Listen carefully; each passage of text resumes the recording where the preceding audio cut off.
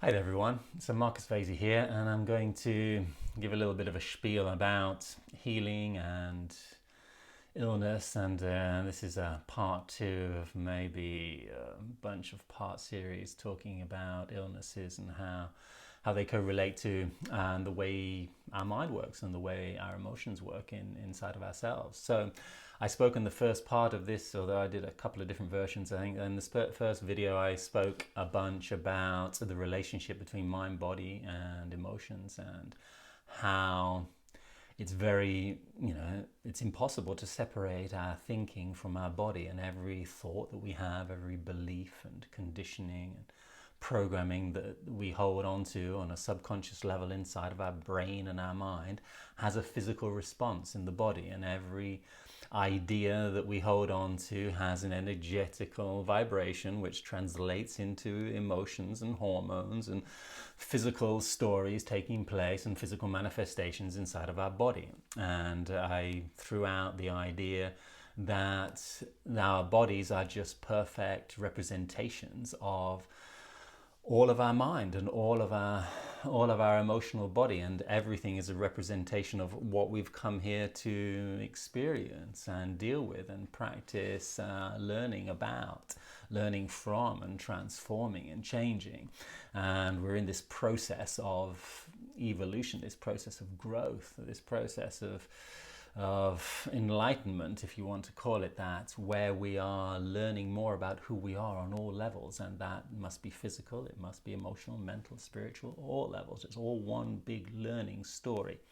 So today I want to talk a little bit about trauma and about the idea of trauma, because it's so vast and in my perception now, and I'm still learning about it. And these are just my ideas. Please, if they don't really coincide with your ideas, or if you don't get something from it, as I said before, just move on.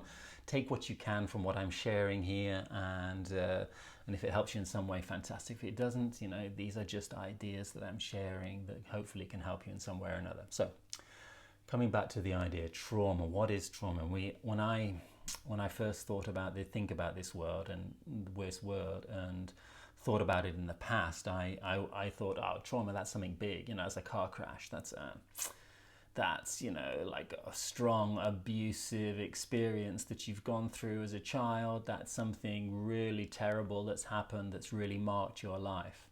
And this is the obvious way we define trauma, and we might describe trauma, but it's not really, for me, it's not really the complete way of understanding trauma, because trauma can be one of those disastrous events in our lives, like we lose somebody and it's huge, we lose a parent or a sibling or a child, or something, or we are victims to some abuse in some way or another. But then when we use these terms like victims to abuse, then we can take that a little bit further, and we can understand that abuse is experienced in different ways and at different stages in our lives. So as we get older, we are much more resilient to some varieties of abuse in more ways, because we're used to it. Yeah. But when we're a young child, abuse can be something super simple. Abuse can feel like a parent shouting at you because they haven't got the patience to deal with your tantrum at 2 years old, and they'll shout at you, and they might even smack you on the bum or something, if you come from the age of the time when a smack on your ass was the given punishment for not being well behaved. That's abuse too. Abuse can be from, a sibling that just put you down all the time, or a parent that told you weren't good enough, or abuse can be, as I relate to, a father not even being there. Abuse, and that's not really abuse. Let's call that a trauma. So a trauma can be like somebody abandoning you when you're 1 year old, for example. I wasn't conscious enough to experience this as a trauma, and yet this was a trauma for the family, for family dynamic, and I held it inside of me without really recognizing it or really accepting it as a type of trauma, or as an inner pain that I don't want to see as something that causes me a feeling, a strong emotional feeling. I never grew up thinking that I was lacking anything, but there was this lack of this strong male figure to look up to, and this father figure that was substituted at one time with my stepfather, but not quite in the same way as, you know, as somebody I would look up to and see myself in a strong way. You know, I can see that there's a trauma in my brother sort of being angry, you know, at me all the time, and I would, you know, I learned two things from him, which are very valuable things. I learned to be really annoying, because if I could push his buttons, then I could trigger him, then that gave me this feeling of control over his emotions and over his state of awareness. And even though it's ridiculous, you know, a kid that's younger, because he was older than me, if I'm younger, if I can kind of trigger him in some way that gives me a sense of power over him, and I learned to be annoying on one front, and on another front, I learned to run away and avoid his conflict, avoid his aggression. And I was afraid of it, and I learned to appease his aggression. I learned, and I learned to do this with, you know, with everybody in general, really. I learned to conform. I learned to suppress my own aggression because it didn't really get received very well. I learned to conform to other people's needs because it was easier for other people to, for me it was helpful. If other people could be happy, then I would feel, you know, it was easier for me to feel comfortable around other people being happy. If they weren't happy, I was a little bit empathic, and so I didn't really like that feeling of other people being sad or being hurt or feeling down. So I would, you know, run around and try and help people feel happy so that they would like me and so that I would receive the love. And this was the way I learned to receive love. Yeah. And this was coming from these kind of mild traumatic events of, I don't know, just getting hurt by my brother when I did something that he didn't like, or when I said something that he didn't want. So I learned to shut up, keep my thoughts to myself, keep my ideas to myself. And I'm not blaming him for anything, because he's great and I love my brother, he's fantastic. But you know, he's got his own stories, and he was angry at the time and I was there. So we learned our stories together, we learned our traumas together.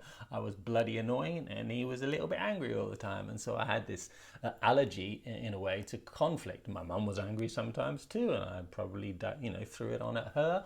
And I had this allergy to conflict. I didn't like it, you know, I'd run away from it, and I would, like, you know, I would hide from it, and I'd try to avoid it and be perceptive about when it was going to happen so that it wouldn't happen in my life. And so this is my own personal trauma. I'm just throwing this out there because this is a trauma that you take for granted, and a lot of our small traumas we do. What I mean by that is we don't give it importance, we don't call it a trauma, we don't think it's anything that needs to be dealt with even. We don't recognize it as an issue or a problem, but there are so many tiny issues inside of this sort of programming.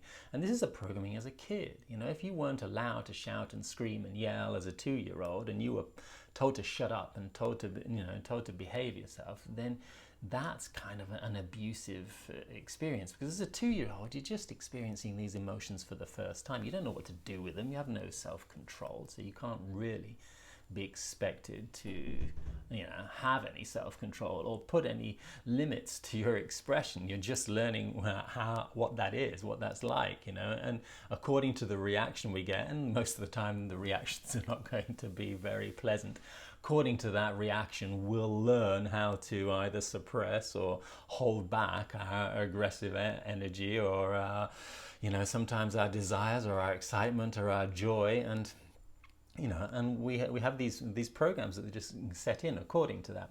So taking for granted our trauma is like just pretending in a way that it's not a big deal when it has repercussions in our life. So one of these stories with me and conflict was, and when you have this negative relationship with fighting and with conflict, and when you want to avoid conflict at all time because you're not very comfortable with it, inside of your body, how does this relate? So if that's an idea or a programming, inside of your body is actually avoiding fighting too. It's avoiding placing boundaries on things. It's avoiding saying no when you really want to say no, because you're afraid of the reaction that you might get. You're avoiding saying yes when you really want to say say yes because you know that somebody else wants to do something else, and it's easier for you to be compliant, and it's easy for you to be flexible and allow them to get what they want so that you can receive this reciprocal happiness, etc.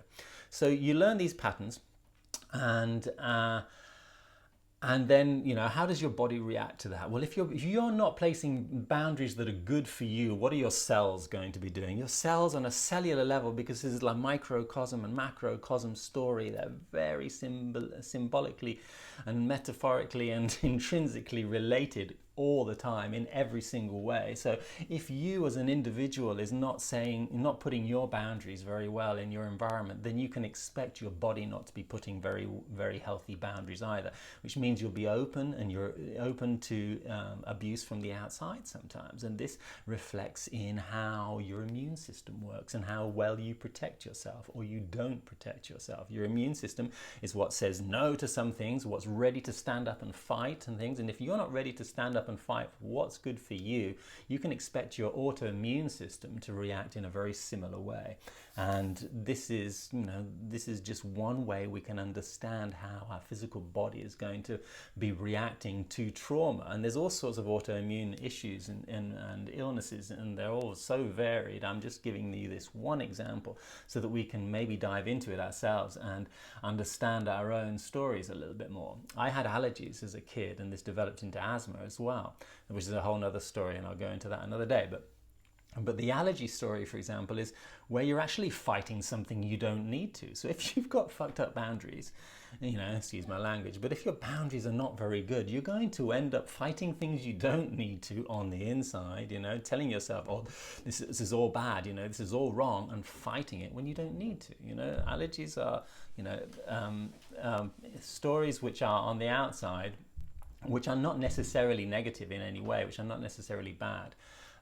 But your body has told you, no, that's terrible, I've got to fight that, and it's this confusion with what to protect ourselves from. It's like this, we've had a negative experience with a male figure somewhere down the line, and so we've got this allergy to everything masculine, let's say, and this is just one example, or a female figure, and so we have this conditioning with the feminine being like that, and so we will treat all the feminine like that, and we will treat all the masculine like that, and we'll put boundaries where we don't need to. Just because we received abuse on one level, it doesn't mean that our love needs to come from that same mirroring experience as we might have experienced as a child, and yet we're programmed to believe that it will. And the same on so many fronts. And deciphering and practicing introspection and self-understanding and awareness will help us become aware of these programmings of how we choose to react to certain experiences in life, and where we choose to put boundaries and where we choose not to put boundaries. So I was putting boundaries with my allergies where it wasn't necessary. I was saying no and yes and yes and no to the wrong things because I wasn't really listening to what I truly wanted and placing my own personal boundaries according to what I really needed. And instead I was just going with the flow and end up having to put my boundaries somewhere, because if you go with the flow too much, if you ignore your needs too much, you'll find that this will eventually end up with you having to place boundaries sometime, because you become overwhelmed and you end up losing your sense of self. And this is not a great recipe for living your life with love and joy. I can be a testimonial to that story. So this is just one. There's so many stories inside of this one story, but I can expand upon this on another level and another day. But we'll see that our autoimmune system very much linked to the boundaries that we put on in our life, very much linked to our relationship with conflict in the world, which is very much related to the traumas that we have had in the past and how we have related or learned to relate to trauma and aggression and violence maybe, and anger in the past, and that trauma is going to reflect in our bodies in a very specific way. So if you get anything from this, if you want to make a comment, or if you want to throw down a like and whatever, I'm super interested to hear your version of this story, what you might get from this idea of trauma and how your personal stories may well relate to this. working with trauma is fundamental, working with the shadow is fundamental, it's where we can heal our body and our mind and heart at the same time. All the best.